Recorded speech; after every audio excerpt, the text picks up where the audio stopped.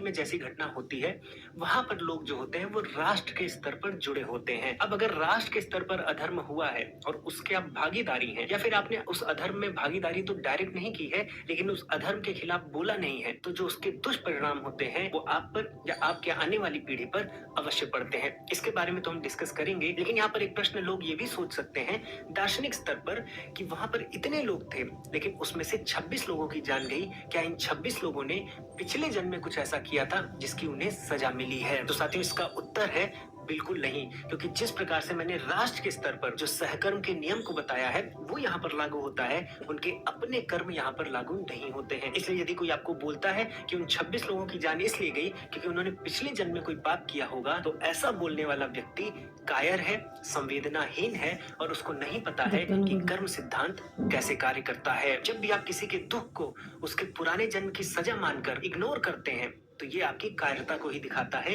इस संवेदनहीनता को दिखाता है। ये वो बहाना है जिसका उपयोग करके आप अपने नैतिक मूल्यों और कर्तव्यों से बचने का प्रयास करते हैं। मान लीजिए एक बच्चा दिव्यांग पैदा होता है तो उसके किसी अंग में किसी प्रकार की कोई कमी है, लेकिन यदि डॉक्टर ये कह दे ये तो उसके पुराने जन्म के कर्म का फल है, ये ईश्वर ने डिसाइड किया है, इस पर हमें कुछ नहीं करना चाहिए, तो ये कायरता है, संवेदनहीनता है, क्योंकि किसी दूसरे व्यक्ति को ये अधिकार नहीं दिया गया है कि वो दूसरों के दुखों को केवल उनके पुराने जन्मों के आधार पर इग्नोर कर दे। भगवान श्री कृष्ण 6 अध्याय के 32वें श्लोक में कहते हैं कि मैं उन सिद्ध योगियों का सम्मान करता हूँ जो सभी जीवों को एक ही आत्मा के रूप में मानते हैं, और जब कोई दुखी होता है या सुखी होता है तो वो ऐसे भाव से प्रतिक्रिया करते हैं कि मानो वो सुख दुख उनके अपने हैं। तो यहाँ पर भगवान श्री कृष्ण साफ साफ कह रहे हैं कि आप किसी के दुख को ये कहकर नहीं इग्नोर कर सकते कि ये दुख तो उसके हैं, उसके कर्म के फल हैं, मुझे क्या। ये कायरता है और आप श्री कृष्ण जी की दृष्टि में नीचे गिर जाते हैं। अब अगर हम इस आतंकी हमले को देखें